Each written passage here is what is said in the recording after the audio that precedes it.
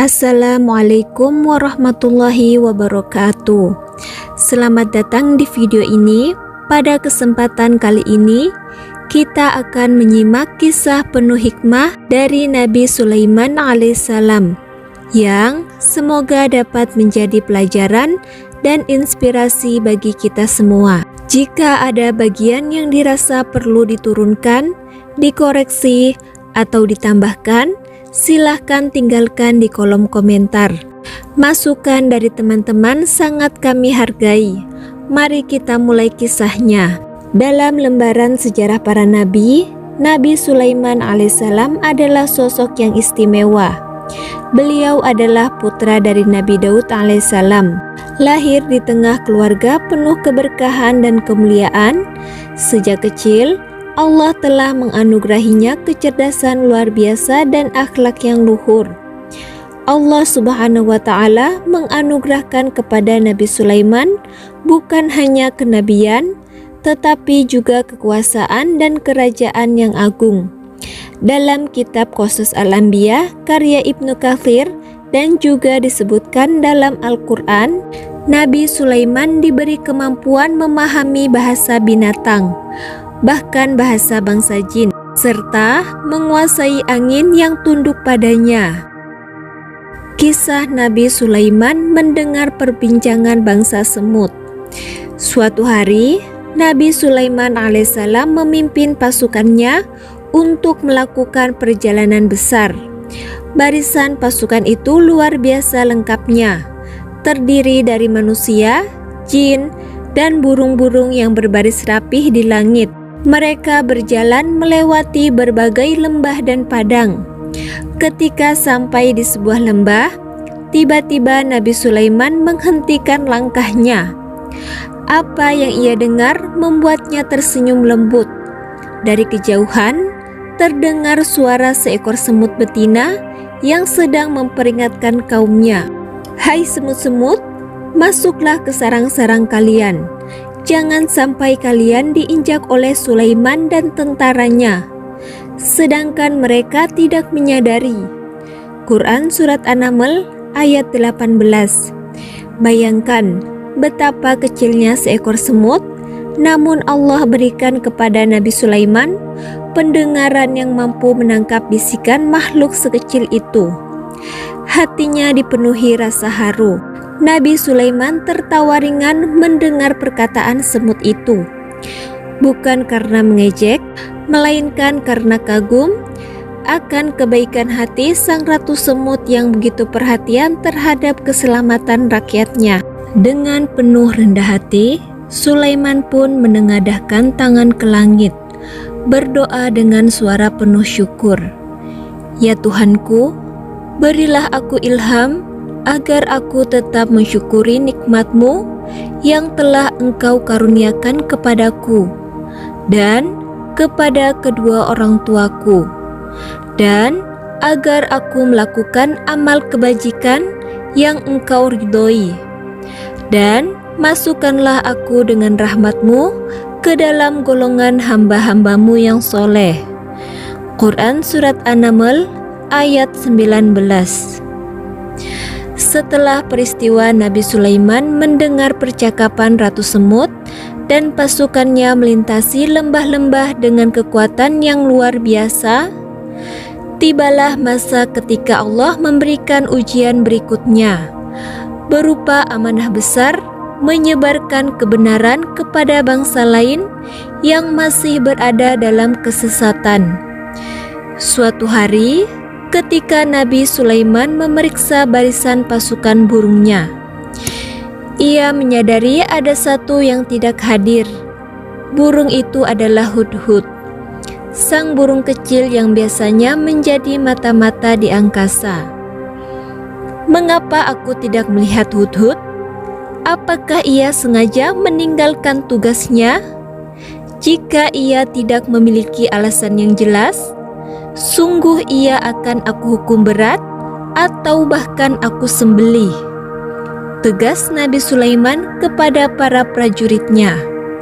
Quran Surat An-Naml ayat 20-21. Tak lama, Hud-Hud pun datang terburu-buru. Nafasnya tersenggal, tapi ada semangat besar dalam ucapannya. Aku telah mengetahui sesuatu yang belum engkau ketahui, wahai Sulaiman. Aku membawa kabar penting dari negeri yang jauh, negeri Saba, di Yaman, kata Hud-Hud. Di sana aku melihat seorang ratu bernama Balqis. Ia duduk di atas singgasana megah dan memimpin kaumnya. Namun sayang, mereka semua menyembah matahari. Mereka telah tertipu oleh syaitan hingga meninggalkan Allah, sang pencipta langit dan bumi. Mendengar kabar itu, Nabi Sulaiman yang sangat cinta kepada tauhid dan dakwah tidak tinggal diam. Ia pun menulis surat dakwah penuh wibawa. Dengan nama Allah yang Maha Pengasih lagi Maha Penyayang. Janganlah kalian berlaku sombong terhadapku. Datanglah kepadaku sebagai orang-orang yang berserah diri. Quran Surat An-Naml ayat 30-31. Surat itu diserahkan kepada Hud-Hud untuk disampaikan kepada Ratu Balqis. Dengan sayapnya yang kecil namun penuh tanggung jawab besar, Hud-Hud terbang jauh menembus langit dan padang pasir, membawa misi kebenaran dari seorang nabi. Inilah awal dari kisah besar pertemuan Ratu Balqis dengan Nabi Sulaiman, yang akan menjadi bukti keagungan Allah dalam membimbing umat kepada jalan yang lurus. Setelah menerima surat dari Nabi Sulaiman alaihissalam yang dibawa oleh burung Hud-Hud, Ratu Balqis merasa terkejut dan kagum. Surat itu singkat, namun penuh wibawa. Ia pun segera mengumpulkan para pembesarnya dan meminta pendapat mereka. Para pembesar Saba berkata, "Kami memiliki kekuatan dan pasukan yang tangguh. Wahai Ratu, keputusan tetap ada di tanganmu." Namun, Ratu Balqis adalah seorang pemimpin yang bijaksana. Ia tidak gegabah memilih peperangan. Sesungguhnya, raja-raja jika memasuki suatu negeri, mereka akan merusaknya. Aku akan kirimkan hadiah kepada Sulaiman untuk mengetahui bagaimana sikapnya, ujar Balqis. Maka berangkatlah utusan dari Saba membawa hadiah-hadiah yang sangat mewah kepada Nabi Sulaiman. Emas, permata, dan perhiasan mahal. Tetapi begitu hadiah itu sampai, Nabi Sulaiman menolak dengan tegas. "Apakah kalian hendak menolongku dengan harta? Apa yang diberikan Allah kepadaku jauh lebih baik dari apa yang kalian bawa. Pulanglah kalian dan sampaikan kepada ratu kalian bahwa aku akan datang dengan pasukan besar yang tidak bisa mereka lawan." Quran Surat An-Naml ayat 36-37. Ratu Balqis pun akhirnya memutuskan untuk datang sendiri ke istana Nabi Sulaiman. Mengetahui bahwa Ratu Balqis akan datang, Nabi Sulaiman ingin menunjukkan kepadanya bukti kekuasaan Allah, agar hatinya terbuka kepada kebenaran. Salah satu cara yang dipilih Nabi Sulaiman adalah dengan memindahkan singgasana megah milik Ratu Balqis dari Saba ke istana beliau sebelum Balqis tiba. Nabi Sulaiman pun bertanya kepada pembesarnya, "Hai para pembesar, siapa di antara kalian yang sanggup membawa singgasana Ratu Balqis itu kepadaku sebelum mereka datang menyerahkan diri kepadaku?" Quran Surat An-Naml ayat 38. Salah satu jin yang kuat dari golongan Ifrit menjawab dengan penuh percaya diri, "Aku akan membawanya kepadamu sebelum engkau berdiri dari tempat dudukmu. Sesungguhnya aku kuat untuk melakukannya lagi terpercaya." Quran Surat An-Naml ayat 39. Namun, sebelum Nabi Sulaiman memberi perintah, Tiba-tiba seorang hamba Allah yang memiliki ilmu dari kitab berkata, "Aku akan membawanya kepadamu sebelum matamu berkedip." Belum sempat Nabi Sulaiman berkedip, tiba-tiba singgasana megah Ratu Balqis telah ada di hadapannya, lengkap seperti semula. Nabi Sulaiman pun kagum, lalu menundukkan kepala penuh syukur kepada Allah. Ini termasuk karunia Tuhanku untuk mengujiku apakah aku bersyukur atau kufur. Dan barang siapa bersyukur, maka sesungguhnya ia bersyukur untuk kebaikan dirinya sendiri. Dan barang siapa kufur, maka sesungguhnya Tuhanku Maha Kaya lagi Maha Mulia. Quran Surat An-Naml ayat 40. Nabi Sulaiman lalu memerintahkan agar singgasana itu diubah sedikit bentuknya, agar Ratu Balqis dapat mengujinya, apakah ia bisa mengenali tahtanya sendiri. Ketika Balqis tiba, Sulaiman bertanya, "Apakah ini singgasanamu?" Balqis dengan terheran-heran menjawab, "Seakan-akan inilah singgasanaku."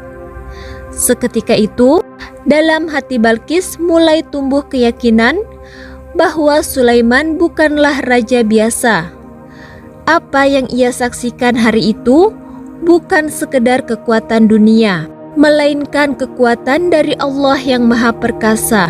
Setelah Ratu Balqis merasa kagum melihat singgasananya yang telah terlebih dahulu berada di istana Sulaiman, Nabi Sulaiman belum selesai menunjukkan kepadanya bukti kekuasaan Allah. Ia kemudian memerintahkan para pekerja membangun sebuah istana yang sangat menakjubkan. Lantai istana itu dibuat dari kaca bening yang sangat jernih. Saking beningnya, lantai itu tampak seperti genangan air. Air pun mengalir di bawahnya, dan ikan-ikan berenang di dasar lantai istana itu. Ketika Balqis dipersilahkan masuk, ia mengira itu adalah air sungguhan. Karena takut basah, ia pun menyingkapkan kainnya sampai betisnya terlihat agar bisa melewati genangan tersebut. Melihat hal itu, Nabi Sulaiman tersenyum dan berkata dengan lembut, "Sesungguhnya itu hanyalah lantai kaca yang bening." Quran Surat An-Naml ayat 44. Di saat itu pula hati Balqis luluh. Semua keangkuhan dan rasa bangga dengan kerajaan Saba sirna sudah. Ia menyadari bahwa yang ia hadapi bukan sekedar seorang raja dunia biasa, melainkan seorang nabi yang mendapat wahyu dan pertolongan dari Allah. Dengan penuh ketundukan dan rasa penyesalan atas kesyirikan selama ini, Balqis pun berkata di hadapan Nabi Sulaiman, "Ya Tuhanku, sesungguhnya aku telah berbuat zalim terhadap diriku sendiri, dan kini aku berserah diri bersama Sulaiman kepada Allah, Tuhan seluruh alam." Quran Surat An-Naml ayat 44. Demikianlah Allah dengan kebijaksanaannya membimbing seorang ratu yang dulunya menyembah matahari menjadi hamba Allah yang bertauhid. Nabi Sulaiman berhasil menunjukkan keagungan Allah melalui kelembutan dakwah, mukjizat, dan hikmah. Setelah masuk Islam, Balqis kembali ke negerinya sebagai seorang pemimpin yang beriman, dan kaumnya pun mengikuti jejaknya menuju cahaya kebenaran. Sebagian riwayat menyebutkan, setelah peristiwa ini, akhirnya Ratu Balqis menikah dengan Nabi Sulaiman. Kisah Nabi Sulaiman menundukkan angin. Pada suatu masa, Allah memberikan anugerah luar biasa kepada Nabi Sulaiman alaihissalam. Tidak hanya kerajaan yang besar, tetapi juga kekuasaan atas makhluk-makhluk Allah lainnya, jin, hewan, bahkan angin. Suatu hari, Nabi Sulaiman berdiri di atas balkon istananya yang megah. Ia memandang jauh ke cakrawala. Negeri-negeri yang jauh tampak seperti titik kecil dari kejauhan. Bersamanya berbaris para prajurit, pasukan jin, manusia, dan burung-burung yang siap menjalankan perintahnya. Dengan izin Allah, Nabi Sulaiman mengangkat tangannya dan memberi isyarat. Wahai angin, berhembuslah dengan lembut membawa kami menuju negeri yang jauh. Perintahnya. Sekejap saja, angin mulai berhembus lembut. Tidak seperti angin biasa yang kadang tak tentu arahnya. Angin ini patuh sepenuhnya. Ia mengangkat singgasana Nabi Sulaiman beserta seluruh pasukannya ke udara. Mereka melayang di atas bumi, melintasi lembah dan gunung, menyeberangi laut dan padang pasir. Angin itu mengantar mereka seolah-olah menaiki permadani raksasa yang tak terlihat. Dalam perjalanan itu, burung-burung berterbangan di atas mereka, seolah menjadi penunjuk jalan, sementara jin-jin menjaga dari sisi-sisinya. Kemampuan Nabi Sulaiman ini adalah karunia dari Allah, sebagaimana firman-Nya dalam Al-Quran. Dan kami tundukkan angin bagi Sulaiman, yang perjalanannya pada pagi hari sama seperti perjalanan 1 bulan, dan perjalanan sore harinya sama dengan perjalanan 1 bulan pula. Quran Surat Saba ayat 12. Dengan angin yang tunduk itu, Nabi Sulaiman bisa sampai ke tempat-tempat jauh dalam waktu yang singkat. Semua itu bukan karena kekuatan Nabi Sulaiman sendiri, melainkan karena rahmat Allah yang memberinya mukjizat, agar dakwahnya semakin luas, dan agar manusia mengetahui betapa besarnya kekuasaan Allah. Pada masa kejayaan Nabi Sulaiman, beliau memiliki banyak istri. Dalam beberapa riwayat disebutkan, beliau memiliki istri-istri dari kalangan bangsawan dan kerajaan-kerajaan yang tunduk kepadanya, termasuk Ratu Balqis yang menurut sebagian riwayat menjadi istrinya setelah masuk Islam. Suatu hari, Nabi Sulaiman berkata, "Malam ini aku akan mendatangi 100 wanita atau 99, supaya masing-masing dari mereka melahirkan seorang anak laki-laki yang akan berperang di jalan Allah." Namun, beliau lupa mengucapkan insya Allah ketika mengucapkan niat tersebut. Maka, malam itu beliau mendatangi semua istrinya. Namun, ternyata hanya 1 wanita yang melahirkan, dan anak yang lahir itu dalam keadaan cacat atau tidak sempurna fisiknya. Peristiwa ini menjadi pelajaran besar bahwa sebanyak apapun harta, kekuasaan, dan istri, semuanya tetap bergantung kepada izin Allah. Kematian Nabi Sulaiman alaihissalam. Suatu hari, Nabi Sulaiman berdiri tegak di dalam tempat ibadahnya. Ada yang menyebutkan itu adalah mihrab atau menara, tempat ia biasa beribadah dan mengawasi pekerjaan jin.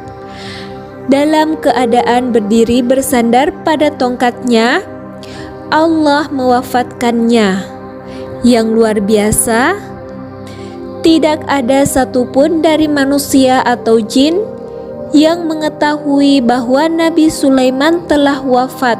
Para jin tetap bekerja keras, membangun istana dan proyek besar, mengira Nabi Sulaiman masih mengawasi mereka dari tempatnya berdiri. Hari-hari berlalu, minggu berganti minggu, Akhirnya, seekor rayap kecil mulai memakan tongkatnya Nabi Sulaiman. Sedikit demi sedikit tongkat itu rapuh, hingga akhirnya tongkat itu patah dan jasad Nabi Sulaiman roboh ke tanah. Barulah saat itu manusia dan jin menyadari bahwa Nabi Sulaiman telah wafat sejak lama. Allah menceritakan peristiwa ini di dalam Al-Quran. Maka tatkala kami telah memutuskan kematian Sulaiman, tidak ada yang menunjukkan kepada mereka tentang kematiannya itu, kecuali rayap yang memakan tongkatnya. Maka ketika dia telah tersungkur, nyatalah bagi jin bahwa sekiranya mereka mengetahui yang gaib, tentulah mereka tidak tetap dalam siksaan yang menghinakan. Quran Surat Sabah ayat 14. Sepanjang kehidupannya, kerajaan Nabi Sulaiman merupakan puncak kejayaan Bani Israel. Seluruh wilayah Syam, Palestina, dan sekitarnya berada dalam kendali beliau. Bahkan kekuasaannya meluas hingga ke wilayah Yaman atau Sabah, tempat asal Ratu Balqis. Kekuasaannya sangat adil dan penuh kebijaksanaan. Ia menegakkan hukum dengan keadilan, tidak membiarkan kezaliman, dan senantiasa bersyukur atas segala nikmat Allah. Demikian kisah Nabi Sulaiman alaihissalam. Semoga kisah ini dapat menginspirasi kita semua. Wassalamualaikum warahmatullahi wabarakatuh.